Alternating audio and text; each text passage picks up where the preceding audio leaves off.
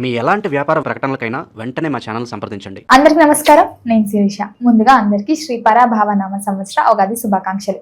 ప్రస్తుతం మనతో పాటు ఉన్నారు ప్రముఖ ఆధ్యాత్మికవేత్త, జ్యోతిష్య పండితులు డాక్టర్ వేణుగోపాల్ గారు. గురుగారితో మాట్లాడతాం. నమస్కారం గురుగారు. గురుగారు, మీకు కూడా ఉగాది శుభాకాంక్షలు అండి. ఈ విశేషంగా ఉగాది చూసుకుంటే మరి ద్వాదశ రాశిలో అయిన వృశ్చిక రాశి వారికి ఈ సంవత్సరం ఎలా ఉండబోతుందంటారు? ఎలాంటి జాగ్రత్తలు తీసుకోవచ్చు అంటారు? ఆర్థిక పరంగా, ఆరోగ్య పరంగా ఎలా ఉంటుందంటారు? అలాగే ఈ సంవత్సరం ఈ రాశి వారికి ఈ నవగ్రహాల ప్రభావం ఎలా ఉంటుందంటారు? తప్పకుండా అమ్మా, వృశ్చిక రాశి వారికి ఈ సంవత్సరం చాలా మంచి ఫలితాలు రావడానికి అవకాశం ఉంది. మనం వృశ్చిక రాశి గురించి మాట్లాడుకునేటప్పుడు ఈ వృశ్చిక రాశి వారు విశాఖ నక్షత్రం 4వ పాదం, అలాగే అనురాధ నక్షత్రం 1, 2, 3, 4 పదాలు, జ్యేష్ఠ నక్షత్రం 1, 2, 3, 4 పదాలు, ఈ 9 నక్షత్ర పదాల వారు ఈ వృశ్చిక రాశి వారమ్మ.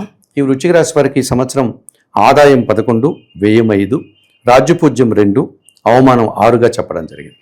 ఈ ఫలితాలు ఇలా ఉన్నప్పటికీ కూడా వృశ్చిక రాశి వారికి ఇప్పుడు అష్టమ గురువు సంచరిస్తున్నాడు. అనగా వృశ్చిక రాశికి మిథున రాశి అష్టమ భావం, అష్టమ భావంలో గురువు సంచరిస్తున్నాడు. వీరికి ఎటువంటి సమస్యలు వస్తాయంటేమో ముఖ్యంగా పరీక్షల్లో చదివే పిల్లలకి అనుకున్నట్టుగా మార్కులు రావు, లేకపోతే ఉన్నత చదువులకు వెళ్ళాలనుకుంటే వీళ్ళు అనుకున్నటువంటి ఆ విశ్వవిద్యాలయాల్లో వాటిలో సీట్లు రాదు. ఇటువంటి సమస్యలు రావడానికి కాదు. దీనివల్ల చిన్న చిన్న అనారోగ్యాలు, అవమానాలు, కొంత నిరాశ పొందేటువంటి వాతావరణం ఉంటుంది. తర్వాత వీరు కోపం వచ్చినప్పుడు ఈ వృశ్చిక రాశి వారు ఏం మాట్లాడతారో వాళ్ళకి తెలియనటువంటి పరిస్థితి ఉంటుంది. ఆ రకంగా మాట్లాడడం వల్ల ఎదుటి వాళ్ళు అపార్థాలు. ఇప్పుడు తల్లిదండ్రులు మాట్లాడితే పిల్లలు బాధపడతాం, పిల్లలు తప్పుగా మాట్లాడితే తల్లిదండ్రులు బాధపడతాం. ఇలా ఆత్మీయులతో కొద్ది మనస్పర్ధలు వచ్చే పరిస్థితి కనిపిస్తుంది.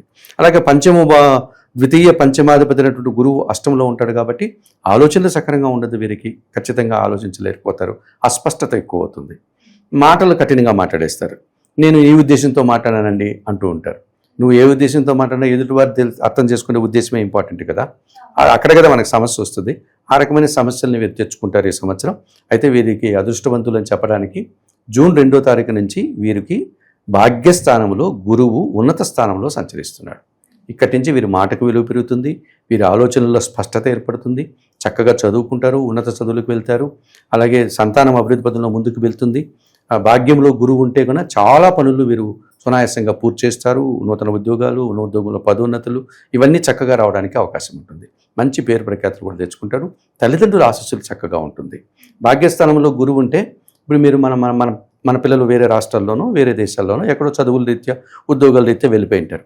వాళ్ళకి ఈ గురువు జూన్ 2 వస్తున్నాడు కదా, ఖచ్చితంగా వాడు జూన్ 1వ తారీఖు లేకపోతే జూన్ మొదటి వారంలోనో లేక మే నెల ఎండింగ్లోనో వెంటనే వాళ్ళ అమ్మకు ఫోన్ చేసి చెప్తాడు, అమ్మ నేను మన ఊరికి ట్రాన్స్ఫర్ అయిపోయింది, నేను వచ్చేస్తున్నా, నేను ఇంక మన ఇంట్లో ఉండి ఉద్యోగం చేసుకుంటా అంటాడు. ఒక రకమైన ఆనందం, ఆ కుటుంబ సౌఖ్యము, తల్లిదండ్రుల దగ్గరగా ఉండడం, ఇటువంటిది ఇన్ని రోజులు పాపం వాడు ఎట్లా ఉంటుందంటే వాళ్ళ పరిస్థితి అమ్మా, చిన్నపిల్లల మనస్తత్వాలు. వాడికి ఒక రూమ్ ఇచ్చింటాం, అది వాడి రూమ్ అని వాడేదో వాడిని నచ్చినట్టు వాడు పెట్టుకుంటాడు.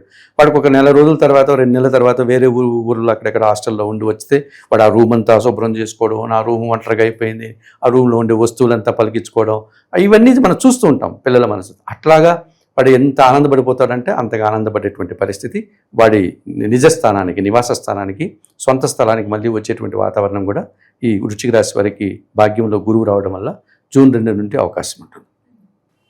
అయితే దశమ స్థానంలో కేతువు సంచరిస్తున్నాడు. ఈ దశమ భావంలో కేతువు సంచరిస్తే ఎట్లా పనిచేస్తారంటే వీళ్ళు ఈ వృశ్చిక రాశి వారు నీతిగా పనిచేస్తారు, నిజాయితీగా పనిచేస్తారు. ఎదుటివారు చేసే పని వారు ఇబ్బంది పడుతూ ఉంటే వీరు తొందరగా పనిచేసి ఆ పని నేను చేసి పెడతాను ఇవ్వు అని చెప్పి వారి పని కూడా వీళ్ళు తీసి చేస్తూ ఉంటారు. అంతటి మంచిది అంటే నేనే అన్న భావన ఉండదు, అహం ఉండదు, అందరూ బాగుండాలి అన్నట్టుగా చకచకాని అందరితోటి మంచిగా పనిచేస్తూ మంచి పేరు ప్రఖ్యాతులు తెచ్చుకుంటారు. తోటి ఉద్యోగులతో తెచ్చుకుంటారు, అధికారుల నుంచి తెచ్చుకుంటారు, మంచి పేరు ప్రఖ్యాతులు తెచ్చుకుంటారు. ఆ ఉద్యోగంలో తృప్తిని అనుభవిస్తారు. భగవంతుని ఆశీస్సులు కూడా అనుకూలంగా ఉంటుంది. ఆ నిరాడంబరత, కష్టపడే మనస్తత్వం, 10 మందికి సహాయం చేసే గుణం అనేటువంటిది వృశ్చిక రాశి వారికి సంవత్సరం అంతా చాలా బాగుందని చెప్పుకోవచ్చు. ఆ తర్వాత ఆయన డిసెంబర్ తర్వాత భాగ్యంలో కేతు వెళ్ళినా అక్కడ కూడా కేతు వారికి అనుకూలించేటువంటి వాతావరణం ఉంటుంది. ఈ దశమ భాగ్యభావాల్లో కేతు ఈ సంవత్సరం అంతా వారికి అనుకూలంగా ఉన్నాడు. జూన్ 2 తర్వాత గురువు చాలా అనుకూలంగా వారికి కనిపిస్తారు. ఇక పంచమ స్థానంలో శని భగవానుడు ఉన్నాడు. శని పంచమ స్థానంలో ఉన్నప్పుడు పెద్ద చెడు చేయడు, అట్లానే మంచి చేయడు, అంటే ఆలోచనలో కొన్ని సరిగా ఉండదు. ఎవరు అతను అంటే తృతీయ చతుర్థాధిపతి. జన సహకారం, వీరు సహకరిస్తారు, వీరికి ఎవరు సహకరించరు. వీరేం పెద్ద అడక్కపోయినా సమయం వచ్చినప్పుడు వీరిలాగే కదా మనలాగే ఉంటారు ఎదుటివారు అన్న భావన కదా అందరికీ ఉంటుంది. సో ఎదుటి వాళ్ళు అలా ఉండరు. వీడు అనుకున్నట్టుగా వాళ్ళు అనుకోవటం లేదు. అందువల్ల వీడు ఎవరికైనా సహకారం చేసినా వారు వీరికి సహాయం చేయరు వీరికి అవసరం వచ్చినప్పుడు.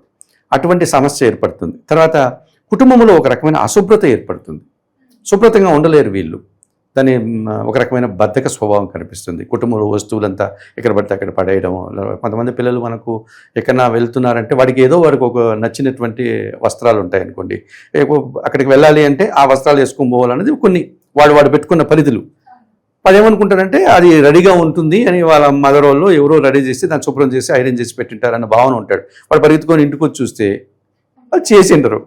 ఉంటాయి బట్టలు ఉంటాయి, ఎప్పుడో గత వారంలో అంతకుముందు వారంలో వేసి తీసి పడేసినట్టు బట్టలు, అవి కాస్త మలినంగా ఉండింటాయి, ఉతికిండరు. కానీ వాడు ఏం చేస్తాడంటే దాన్నే వేసుకొని పోతాడు.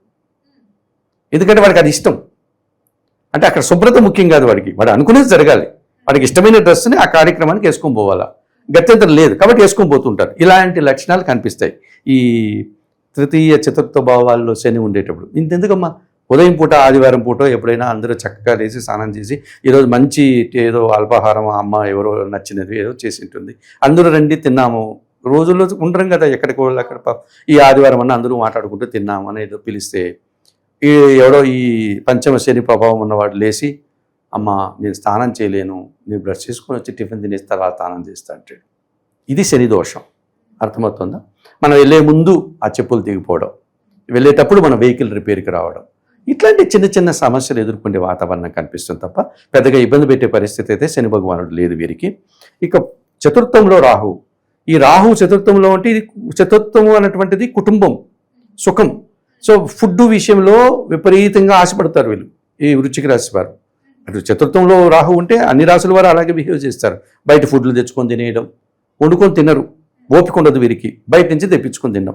బయట ఫుడ్ చూడడానికి కంటికి అలంకారంగా కనపడవచ్చు, కలర్ఫుల్గా కనిపించగా ఆరోగ్యం కాదు కదా. అలాగే విందు వినోదాల్లో పాల్గొనడం, అక్కడ ఏదో తినేసేయడం, శక్తికి మించి తినేయడం, నాకు ఇష్టం కాబట్టి తినేసాను అని ఒక చిన్న పదం వాడేస్తుంటారు. దానివల్ల వచ్చేటువంటి అజీర్ణం కావచ్చు, దానివల్ల వచ్చే ఫుడ్ పాయిజన్ కావచ్చు, ఇలాంటి సమస్యలు ఎదుర్కోవడానికి వీరికి కొంచెం ఇబ్బందులు ఈ సంవత్సరం కనిపిస్తుంది. సో వృశ్చిక రాశి వారు జూన్ 2 తర్వాత గురువు అనుకూలంగా ఉన్నాడు కాబట్టి జూన్ 2 వరకు వారికి నచ్చిన గురువు ఆలయానికి, రాఘవేంద్ర స్వామి కానీ దత్తాత్రేయ స్వామి వారి ఆలయానికి గురువారం రోజు కనీసం వెళ్ళి దర్శనం చేసుకొని రావడం ఒక మంచి పరిహారంగా చెప్పుకోవచ్చు. కేతువు ఎట్లాగో వాళ్ళకి బాగున్నారు కాబట్టి కేతువుకు పరిహారాలు అవసరం లేదు. ఇక చతుర్థంలో రాహు ఉన్నారు కాబట్టి కనకదుర్గాదేవి అమ్మవారిని నెలకొక మారన్న అమ్మవారి ఆలయానికి వెళ్ళి ఎర్రటి పూలమాల, గులాబీ మాల లాంటిది అమ్మవారికి సమర్పించి అమ్మవారి పాదాలకు నమస్కరించుకొని రావడం. అలాగే పంచమ శని దోషం ఉంది కనుక శనివారం రోజు ఆంజనేయ స్వామి ఆలయానికి వెళ్ళడం, స్వామివారిని సందర్శించుకోవడం, స్వామివారికి ఏదైనా తమలపాకుల పూజ లాంటిది నిర్వహించడం, ఇలాంటివి చేయడం వల్ల ఈ సంవత్సరం మరింతగా మంచి ఫలితాలు పొందడానికి వృశ్చిక రాశి వారికి అవకాశం. గురుగారు, మొత్తం ఇది సంవత్సరంలో వృశ్చిక రాశి వారికి ఎలా ఉంది, ఎలాంటి జాగ్రత్తలు తీసుకోవాలో తెలియజేసినందుకు ధన్యవాదాలండి.